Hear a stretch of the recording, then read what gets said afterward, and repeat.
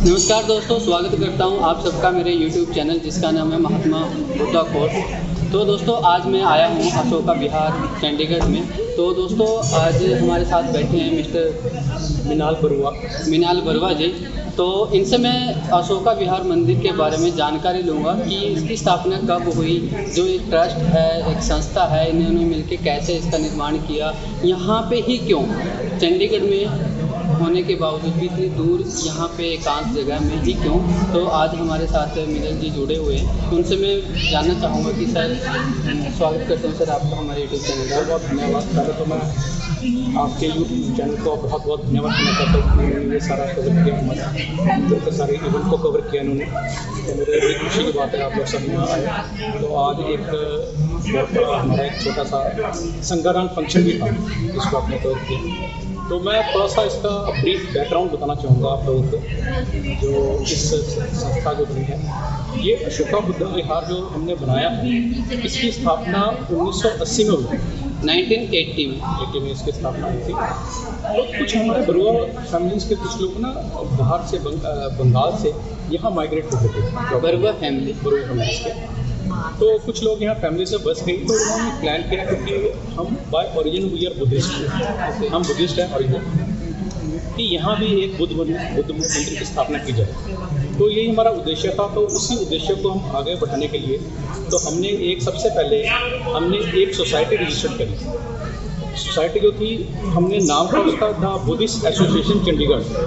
ये हमने रजिस्टर्ड करी सोसाइटी रजिस्ट्रेशन एक्ट के अंदर 1860 के अंदर यूटी एडमिनिस्ट्रेशन के तहत। तो जब ये सोसाइटी रजिस्टर्ड होगी तो इसके बाद हमने सभी मेंबर्स की एक एनुअल बॉडी मीटिंग करी। तो उसमें हमने ऑफिस बेरर बनाए कुछ, जिसमें सारी थे प्रधान प्रेसिडेंट, आपको मालूम ही होगा, ठीक है, सभी ऑफिस बेरर थे।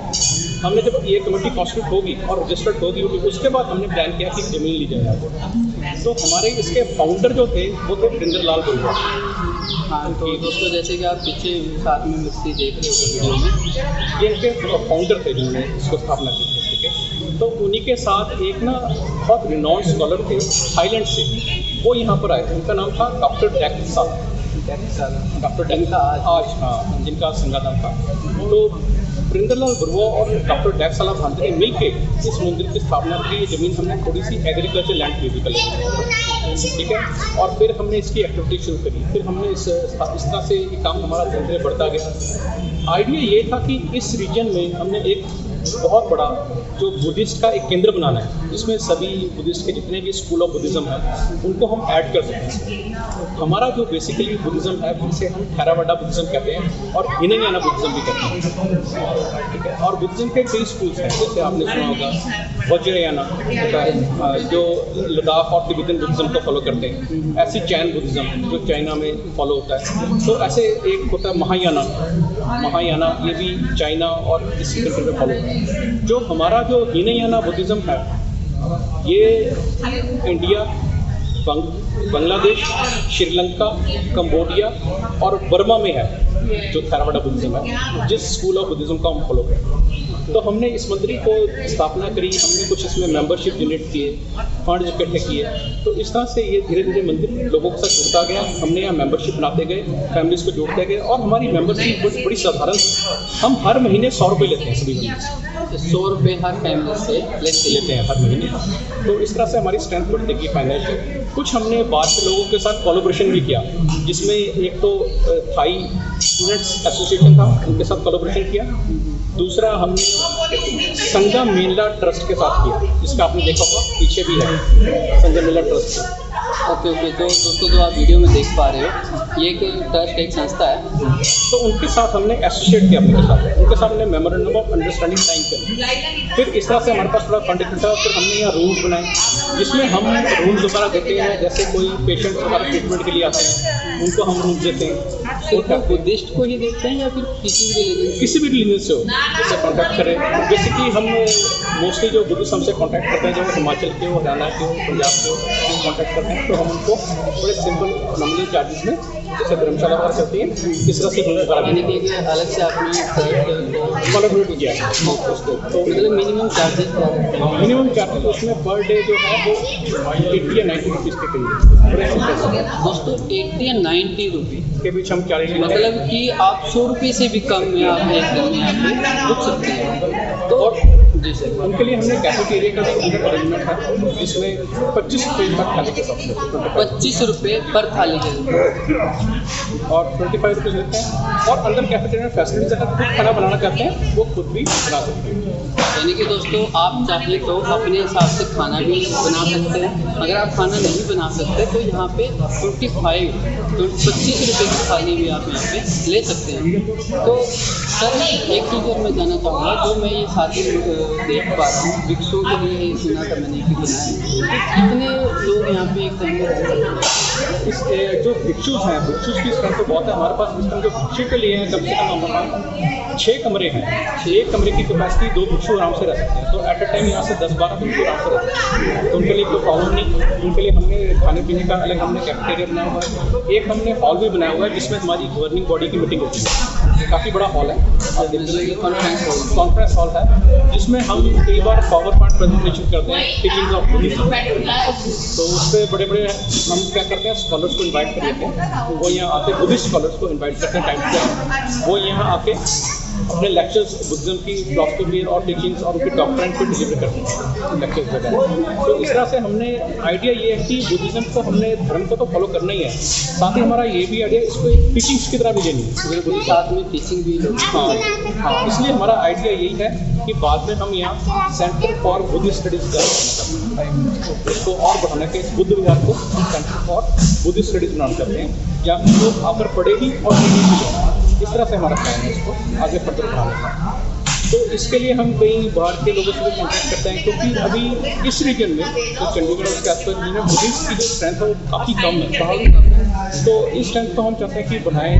अगर हम ट्राई ये कर रहे हैं कि जो बुद्धिज्म की टीचिंग है उसको इस एरिया में डिसेमिनेट किया जाए इस सेंटर के थ्रू। जैसे इसकी टीचिंग बढ़ेगी तो यहाँ एक सेंटर फॉर बुद्धिस्ट स्टडीज पे हम इस्टेब्लिश कर लेंगे। तो ये हमारा मकसद है। तो इसके हम काम कर रहे हैं। तीसरी बात मैं जो कहना चाहता हूँ, यहाँ पर टाइम टू टाइम बुद्धिज्म के फंक्शन भी हम बहुत ऑर्गेनाइज करते हैं। इसमें सबसे बड़ा हमारा फंक्शन है वो बुद्ध पूर्णिमा। बुद्ध पूर्णिमा के दिन यहाँ काफ़ी गैदरिंग हो जाती है, जो कि 1000 से भी चल जाती है लोग, 1000 से 1000 से ऊपर चल जाती है यहाँ के आसपास के लोग की। तो दिन हम बुद्ध पूर्णिमा मनाते हैं बुद्ध भगवान के नाम से। तो वहाँ काफ़ी गैदरिंग हो जाती है। उसके बाद एक होता है कठिन शिविर दान होता है, जिसमें जितने भी मॉन्क्स इकट्ठे होते हैं, ये हम मनाते हैं नवंबर में। तो इसमें क्या होता है कि जो मॉन्क्स होते हैं बरसात के दिनों में घर के अंदर रहते हैं, वो 3 महीने टीचिंग घर के अंदर से करते हैं। यानी कि जो तो वो 3 महीने यानी कि बारिश के मौसम में वो घर पे ही टीचिंग लेते हैं। तो उसी टीचिंग्स को वो रहते हैं, उसको कहते हैं वर्षावास का पीरियड कहते हैं। तो उसमें मॉन्क्स जब फंक्शन होता है तो उसको हम कॉपरेट करते हैं एक फंक्शन ऑर्गेनाइज करके, जिसको कहते हैं कठिन शिविर दान। तो उस दिन बहुत सारे मॉन्क्स इकट्ठा होते हैं। तो सभी लोग जितने भी बरुआ डिवोटीज हैं, जितने भी उपासक उपासिकाएँ हैं, वो सब उनको ऑफरिंग देते हैं। मंथली जिन्हें हम कहते हैं, उनको हम घर की हाउस होल्ड आइटम देते हैं, किसी भी तरह से उनकी ऑफरिंग देते हैं, तो दान देते हैं उनको, भिक्षा दान देते हैं। तो इस तरह से वो हमारा काफ़ी बड़ा फंक्शन माना जाता है। तो ये जो 2 फंक्शन है, तो बुद्ध पूर्णिमा, एक कठिन शिविर दान, ये बहुत बड़े पैमाने पे पूरे दुनिया में मनाया जाता है। यानी कि आप ये कह सकते हैं कि इस मंदिर के अलावा भी हर मंदिर में, हर देश में हाँ ये 2 फंक्शन मनाए जाते हैं जितने भी। और तीसरा बात, जो बुद्धिज्म का मेन जो मकसद है, ये ऐसा धर्म है जो नॉन वायलेंस को बिलीव करता है। यही एक धर्म है जो कंपैशन, लव और अफेक्शन पे बिलीव करता है, अहिंसा पे बिलीव करता है। और दूसरा कहते हैं कि अंधविश्वास पे बिलीव नहीं करता। ये कहता है कि ये धर्म ना एक्चुअली बहुत प्रैक्टिकल है। ये कहता है कि ये समझाता लोगों को कि पहले जो करना अपने से स्टार्ट करना, कुछ आपके अंदर है, बाहर कुछ नहीं है, अंदर से स्टार्ट करना है। आपने जो बुद्धिज्म की टीचिंग है खुद फॉलो करना है, क्योंकि बड़ी सिंपल टीचिंग है। ये किसी भी तरह के अंधविश्वास और किसी भी तरह के क्रियाकलाप पे कभी बिलीव नहीं करता। ये कहता है कि जैसे आप जी रहे हो वैसे ही जियो और एक डिसिप्लिन में जियो, मध्यम जियो। आपने ज़्यादा एक्सट्रीम में भी नहीं जाना और ज़्यादा लो में भी नहीं जाना। बुद्धिज्म की ये टीचिंग है, और किसी से लड़ाई नहीं करनी, इंसेक्ट्स को मारना नहीं, इस चीज़ को बिलीव करता है। बुद्धिज्म में मैं ये कह रहा था, जो बुद्धिज्म है यही एक धर्म है जो किसी भी तरह के हथियार और लड़ाई पे बिलीव नहीं करता। ये पीस और कंपैशन पे बिलीव करते हैं। तो हमेशा कि लोगों में प्यार सद्भावना से बात करते हैं। हमारे धर्म में एक है जो ये समझाते हैं नॉन वायलेंस। आपने जो जापान है उसने बुद्धिज़्म को इसलिए अपनाया था, जब वहाँ पे हिरोशिमा नागासाकी में बम फेंका गया था, उसके बाद जापान की गवर्नमेंट ने ये उठाया कि हमने बुद्धिज़्म को मानना है और आज के बाद हमने कभी हथियार उठाना ही नहीं। तो वहाँ आज के बाद बिल्कुल पीस है, जो जापान कंट्री है, और उनको जो सुरक्षा देती है वो अमेरिका कंट्री देती है, क्योंकि अपनी कोई फोर्स नहीं है जापान, क्योंकि उन्होंने सेकेंड वर्ल्ड वॉर के बाद इस धर्म को हुआ था बुद्धिज़्म, जो कि ये सिखाता है बिल्कुल हथियार नहीं था और प्यार और और आजकल की जो आज करंट सिचुएशन है, जहाँ आपने देखा होगा में वायलेंस हो रहा है, हर चीज़ टेररिज्म को लेके और भी तरह तरह के प्रॉब्लम्स हैं, तो इस संदर्भ में जो बुद्धिज़्म है वो सबसे सही धर्म है, जो ये सिखाता है कि हमने नॉन वायलेंस और प्यार में बिलीव करना है, अहिंसा पे बिलीव करना है, हिंसा पे नहीं। तो सर चीज़ बताना चाहूँगा, जैसे आपने फंक्शन की बात की, जो भी हमारे 2 फंक्शन मेन होते हैं, तो इस मंदिर में अब नेक्स्ट फंक्शन कब है? अब आज जो हमने सेलिब्रेट किया, जैसे कि आपने रिकॉर्ड किया होगा, हमने हमारे डॉक्टर थे वो फाउंडर मेंबर थे, उन्होंने इस संस्था की अशोका बुद्धा विहार की फाउंडेशन डाली। अगला हमारा फंक्शन जो कि उन्होंने बताया था वर्षा काल में, वर्षावास खत्म होने जा रहा है हमारा अक्टूबर में, तो नवंबर के फर्स्ट वीक में हम इसको कमेमोरेट करेंगे सेरेमनी को, जिसमें बहुत अलग अलग जगह से बहुत सारे मॉन्क्स आएंगे, बंदे आएंगे, उनको जो इनका डिवोटी का उपासक है ऑफरिंग, क्योंकि वर्षावास खत्म हो गया। वर्षावास का ये होता है कि काम खत्म होगी, अब आपको घर घर जाके भिक्षा मांगनी है और माता बुद्ध की टीचिंग को फलाना है। ये एक तरह का फंक्शन है बुद्धिज़्म, जिसको कठिन शिविर दान करते हैं। तो इस बार हम कठिन शिविर दान को 2 भागों में बांट रहे हैं। एक तो हम कठिन शिविर दान कर रहे हैं, दूसरा उस दिन हम साला भांते जो हमारे फाउंडर मेंबर थे उनकी भी एक मूर्ति को अनवील करने जा रहे हैं, यहाँ लगाने जा रहे हैं, तो उनकी मूर्ति बनाई जा रही है। तो इस तरह से हम इस फंक्शन को बहुत बड़े तरीके से मनाते, तो इसमें भी हमारे बहुत से लोग यहाँ आसपास के लोग इकट्ठे होते हैं। तो उस दिन सभी लोगों के लिए खाना प्रोग्राम, और उस दिन हम बच्चों के लिए भी बहुत सारे फंक्शन करते हैं, जिसमें कंपटीशन होता है, पेंटिंग कंपटीशन होता है, भगवान बुद्ध के जीवनी पे उनसे क्वेश्चन आंसर क्विज पूछे जाते हैं, तो फिर बाद में उनको शाम को इनाम दिए जाते हैं। तो इस तरह से हमारे उस दिन बहुत फंक्शन होते हैं और काफ़ी बड़े पैमाने में हम इस त्यौहार को मनाते हैं।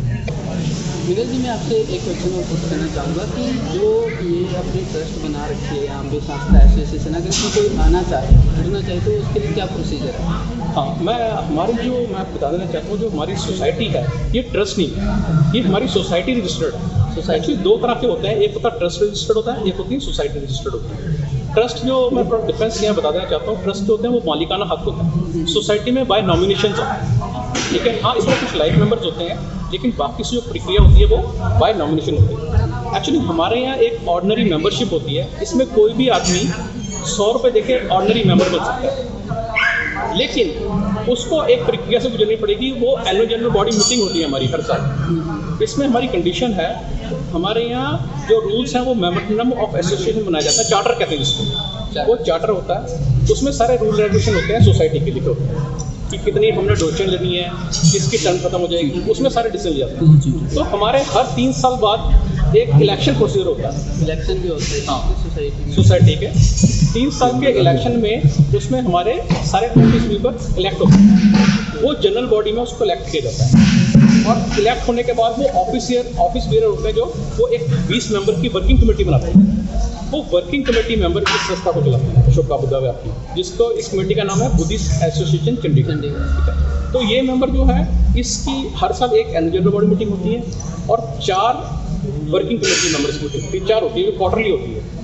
तो उसमें जो ये मेंबर्स होते हैं, ये कॉम्पिटेंट होते हैं, ये हर तरह का डिसीजन लेते हैं कि इसको कैसे चलाना है, संस्था को क्या क्या कार्य करना है, किस तरह की डेवलपमेंट करनी है, कौन सा कंस्ट्रक्शन करना है, और कितने मॉन्क्स रहने चाहिए। मॉन्क्स की हम सैलरी देते हैं, तो जितने मॉन्क्स रहेंगे उनकी सैलरी, उनका खाने पीने का खर्चा ये संस्था उठाती है। जो वर्किंग कमेटी मेंबर है वो इस संस्था की सारी चीज़ों को लुक आफ्टर करती है। तो उस संस्था और डोनेशन का कलेक्शन का काम भी इस संस्था करती है, उसमें ट्रेजरर होता है, वो सारा लुक आफ्टर करता है कि कौन से खर्चे हमने कहाँ करने हैं।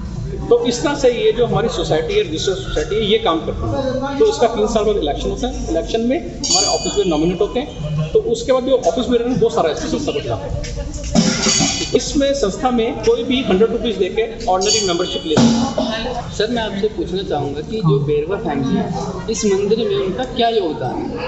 हाँ, मैं यही बताना चाह रहा था। जैसे कि मैंने आपको बताया जो बुरवा फैमिलीज हम बंगाल से माइग्रेट होकर चंडीगढ़ में आए, कुछ लोग गवर्नमेंट जॉब में गए, कुछ तो इस तरह से हमारी 20-25 फैमिलीज थी।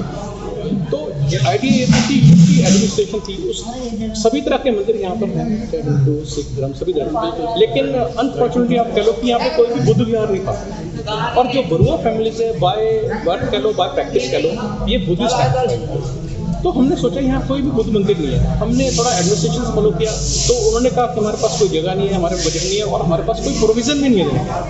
तो फिर देन वी डिसाइडेड कि नहीं, हमें सबको मिलकर 25 लोगों को कोई बुद्ध विहार की स्थापना करनी चाहिए। एक फैमिली हाँ, 25 लोगों ने हमने मिलकर कुछ कॉन्ट्रीब्यूशन किया, फिर हमने एक छोटी सी जगह ली और जब एक संस्था शुरू हुई फिर हमने सभी धर्मों के लोगों को उसमें ऐड करना शुरू कर दिया एज ए मेंबरशिप। तो आज उसमें देखोगे सभी धर्मों के लोग उसमें ऐड हो चुके हैं। अगर आप लिस्ट देखोगे यू विल बी सरप्राइज, आपको ये जान के हैरानी होगी कि हमें सबसे ज़्यादा सरकारों और पंजाबियों के स्थापना कर दूँ। इस चीज़ एक ग्रेट कॉन्टेंट धर्मों ने हमें इसको बनाने में मदद करी। तो इस तरह हमारी हमने उस मंदिर के मेंबरशिप बहुत सारे लोगों को यहाँ के आसपास उनके साथ ऐड किया और इस तरह से स्थापना की और इसको आगे बढ़ाया। तो विनील जी मैं आपसे जानना चाहूँगा कि आप हमारे सब्सक्राइबर रील बना भगवान बुद्ध के सिद्धांत या नियम के बारे में क्या कहना चाहोगे कि हमको कैसे जीवन व्यतीत करना चाहिए? तो जो बुद्धा के रास्ते वो चलते हैं हम, सबसे जो पहला नियम है वो पंचशील का है।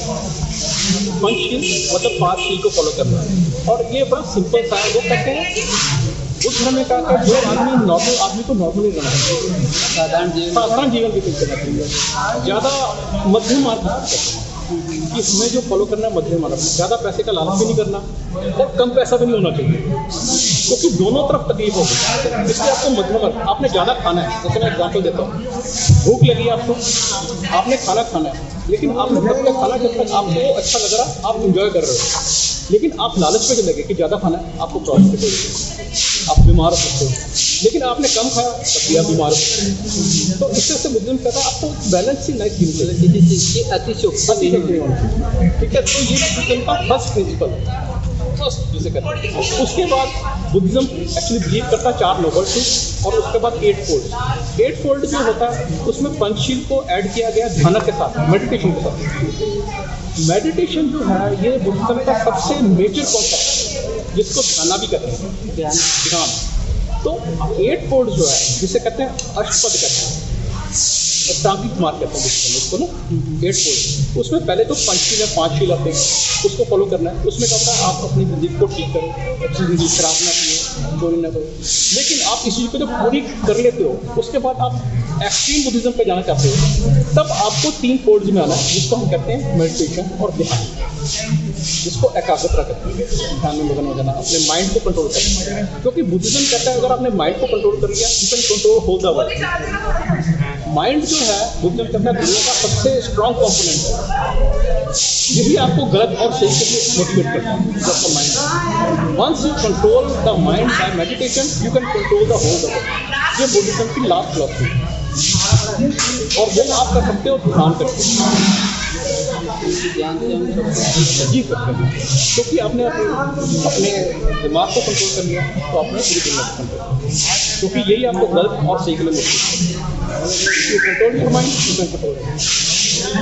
थैंक यू सो मच मिनल जी, आपसे बात करके बहुत अच्छा लगा। और दोस्तों मिनल जी ने बिल्कुल साधारण बातों में बहुत अच्छी बात इन्होंने बताई, 5 पंचशील के बारे में इन्होंने बताया और मंदिर के बारे में बताया कि मंदिर की स्थापना कब, किन कठिनाइयों का इन्होंने सामना किया, इनके पूर्वजों ने सामना किया।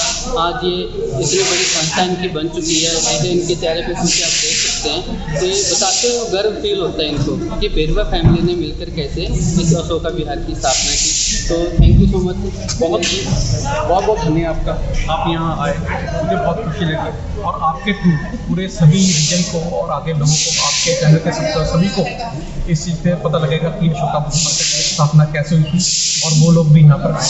और मैं उनसे निवेदन करूँगा कि वो लोग यहाँ जरूर विजिट करें। मेरी तरफ से उन सबको बहुत बहुत बधाई और आपको शुभकामनाएं। धन्यवाद। थैंक यू सो मच दोस्तों, लव यू।